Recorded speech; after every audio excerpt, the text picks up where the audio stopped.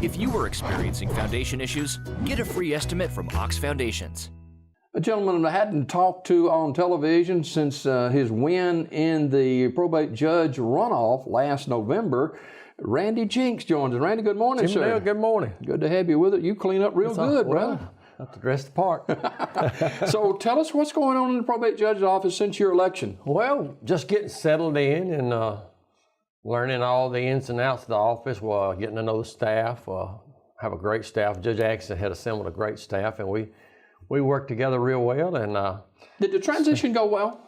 Wonderful. I can't emphasize how much advantage you have when you have an outgoing official like Judge Atkinson, and the way he brought me in immediately after the general election, says, come on in and start, sitting in on these hearings, and that really sort of gives you a head start. Otherwise, you just walk in and you're sort of blind going in. But Judge Atkinson, the transition was great, and he swore me in. Yeah, that was a special moment too. He's just a wonderful human being. Yeah, it was. It was a very emotional. I kept thinking about Mother Data a lot during that whole time, and I got emotional, and I had a few words to say about Judge Atkinson swearing in. He got emotional. I said, well, I can't look at him because we're all going to get sappy here. But it's been real good. I've learned a lot in the first 5 months, and I'll be learning on my last day, I suppose. I guess it's good to have. You talked about it just a second ago a little bit, but when you got a staff that you can kind of lean on when you get in office to kind of keep you out of the ditch a little bit. Well, you depend on them to teach you, those early months going in. But I don't know how you would ever go in a position like that, and like if you went in and changed your chief clerk. I mean, good Lord, I don't know what I would do without Miss Patterson. But it's there's a lot of functions in the office that the employees take care of. Primarily what I do is conduct hearings on wills, estates, adoptions. We do committal hearings for people that suffer with mental illnesses. And Jimmy, one thing that has just in the last couple of weeks just really come up is people out there just appealing to somebody for help with some family member that's on drugs. It's just amazing how rampant. So what role do you guys play with that? Well, we don't really have a role. We have a role with people that have a mental illness, but a lot of people, when they're on drugs, they are mentally ill, but it's not because they suffer from an illness, it's because of the drug. I've found a way to help a few people, but really, if you've got a loved one out there, a family member, or somebody you care about, and they're on drugs, and they hadn't got in trouble with the law, there's really hardly no help to get. They've got to hit rock bottom and want help. You can't help anybody that doesn't want help. And I told several people the past couple of weeks, I said, rock bottom keeps moving. You think they've hit rock bottom, but they'll find another way to sink a little lower. So. And I heard last week that 90% of all crime in the United States is drug related. And it's just a very, very bad situation. Probate Judge Randy Jinks, Talladega County Probate Judge, our guest this morning. And, as you went through the primary and the general election and runoff, it may seem like forever now since it's been, but it was less than a year ago. Yeah, last year was a long year. Yeah. This year's moving along at a little bit better pace. I've been to 2 conferences, fixing to go to my 3rd conference. I'm just honored, blessed for the opportunity to represent people of Talladega County, and anything that we can do to help citizens, regardless of what it is. If it's something that our office doesn't handle, I'll do my best to find the people that you do need to talk to. But it's an experience. Every week, something different comes up, so you continue to learn during the whole process. No doubt about it. And you kind of learned a little bit more about how quickly life can change when you had an accident some months ago too. I did, and I had a little follow-up surgery on my lip it's been 2 weeks ago this Wednesday. So glad to get that behind me. I had the scar tissue in my mouth from that limb that ripped my lip open. How did that happen?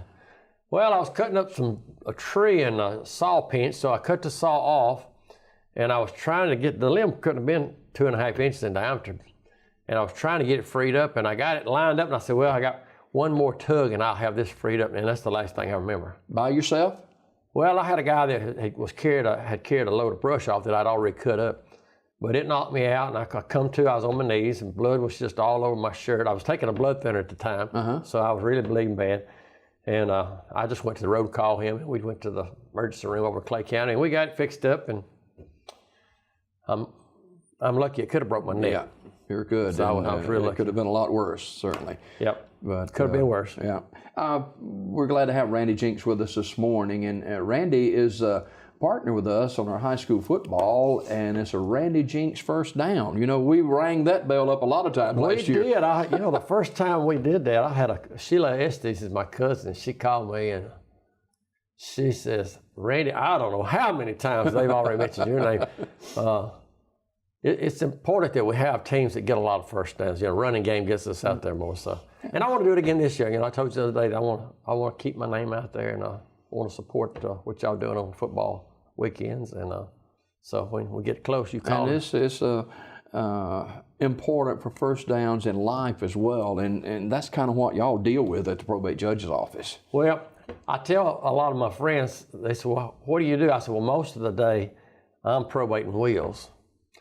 And sometimes it's a little surreal when you open a file and there's somebody that you know that had passed away that you didn't know that they had died. I remember I knew when Charlie Vaughter passed away, but when I opened the file and I saw Charlie's name, it's a little surreal sometimes when you just, and Charles Woods Henry Woods from Chillsburg, I knew Henry, and I didn't know Henry had passed away. And Lonnie Robinson from Talladega, a real good friend of mine that just really helped me. He just sort of took ownership of our campaign and really helped us on the north end of the county. Lonnie passed away last week, and he's got relatives down here in Silicaca.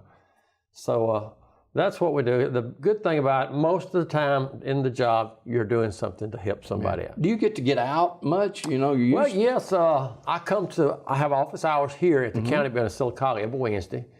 Last Thursday, I had the opportunity to go to the Senior Citizen Catfish Cookout at the Limbaugh Center in Chillsburg. I got to sing for everybody, and I enjoyed that. Nobody left? No. I had a guy ask me one time, he says, can you sing those old sad songs? I said, well, my singing's been known to bring people to tears. That's a good one. Well, yeah, I get out, and I haven't been out as much as I will, but for the first 5 months, and probably for the better part of the first year, I'm going to be in the office learning my duties and responsibilities. Being a parent of an adopted child, I know firsthand about how moving that can be. And I remember going before Judge Atkinson when we adopted Zach, and Zach's 9 now. But, that's some special times right there. How old was Zach when y'all got him? 4. Okay. I had a former Judge, Bill Powers, who was a circuit judge in Talladega County back in the 70s when I was running. He said, Randy, the most rewarding part of your job will be adoptions. And he was absolutely correct, especially those where a couple have been wanting to have a child and they can't, and then all of a sudden they get the opportunity to get that child at the age of 1 or 2, or sometimes when they leave the hospital. But Jimmy Dale, a lot of our adoptions we do today, our grandparents adopting their grandchildren. And that's what we did. And it's a good for the child that the grandparents is willing to take them and love them and raise them and nurture them. But it's a sad commentary on a generation of people that we've got that are just not being responsible and taking care of their children and not just thinking things out before they get in situations. So, I've always said a young person in their teenage years or just out of high school can dig a hole so deep that it'll take them 15 or 20 years to dig their way out of it. Yeah. But at least with these grandmother, I had a great-grandmother adopted a great-grandson a couple of months ago. So, but find them homes, and then every now and then you get one. Like last week, we had a little girl that this couple had custody of since she was just months old, and she's 3. And we got to complete the adoption, and of course she was in my office, and she was the star of the show. I mean, beautiful little girl, and we get it done. We get our pictures made with everybody, And another thing I'm doing, every child we adopt goes on a list, and we send them a birthday card. Does, Randy, getting back to the wills, does your office make recommendations about, hey, everybody needs a will, or you just probate them when they come in? I urge everybody to have a last will and testament. I mean, I know it's an unpleasant thought. It's a subject a lot of people don't want to deal with, so they just let it go. But it makes life simpler for your children. It cuts down on families being split if you take responsibility and have your last will and testament prepared. I encourage people to get an attorney to help them with it so that it'll be correct. It'll be a self-proving will so that we can process it, and everything will be just like the decedent wanted it. But there are, things online where you can go through and you can prepare your own will. It's a pretty simple procedure a lot of times. The only problem is some laws vary from state to state, and you may run across something on the internet that doesn't apply specifically to Alabama, and then that could bring up a problem later on. But there's a lot of information out there, and I would encourage, at the very least, a person pursue that route and have a will. It just makes it easy. If a person doesn't have a last will and testament, it can open up a real can of worms. Well, yes, and what happens then is a family member will petition the court to open the estate, and then we'll go through the process, and it's just easier when I go to have everything like I want it. It makes the family unit stay together better, and then again, sometimes it causes problems. I've had situations where somebody dies, they give everything to one child, and the other two are over here, and they don't get anything. And I can't understand why a parent would do that. But my job is to probate that will, if it's a self-proving will, the way it was written, because that was their last will and testament. And you're not the referee. We're just there to probate it, make sure that their last wishes are carried out, regardless if we agree with what their wishes were or not. But I tell people, I say, go in every morning, I open up that first file, and if my name's not on the list, I continue with my day. And I tell people, I say, you don't want me to see your name anytime soon. Oh, Randy Jinks, our guest. How have you stayed Randy Jinks a person since you've been elected to public office? Well, I encourage everyone when I see them to please refer to me as Randy. I'm not really good with titles, so I had somebody to send me an email the day after the general election in November. I said, I guess you realize from now until the day you die, you'll be referred to as judge. And I said, well, I hadn't really thought of that, but when I see you, Jimmy, I want to be Randy. I want everybody to know that I'm Randy, and there's a job there that I am enjoying doing, and I'm honored and thrilled at the privilege and opportunity. But the title, I didn't run for the title, I run for the job. But I guess I'm stuck with the title. Yeah, so. And really, you didn't want to run for that particular. I hadn't given any thought. No, it's I don't know if anybody's ever experienced a calling from a divine intervention in someone's life, but this definitely was. We qualified with 45 minutes to go, got in late, and ended up finishing first. But it's because the good Lord had it all worked out, and I felt like I knew what my part was, and if I did my part, that He would do His part, and here we are. And I'm just honored and privileged that the people of Talladega County allowed me to sit in. It's their office. I'm just have the opportunity to sit in. Is that a 4-year term? No, it's 6. 6, okay. I was just thinking this morning, whoever gets elected president, next time when they end their first term, I'll be running again then. So it gives you maybe 3 years to sort of learn the job good, and maybe 3 years to really maybe perform at a higher level. But I'm enjoying it. I'm taking care of my employees. I'm taking donuts to all the staff members of the courthouse this morning. I've done that for the county building in Sylacauga about a month ago. The donuts here in town are really good. You used to bring them here. Well, I gained 10 pounds from the day I took office until the 1st of April, and now I've lost it.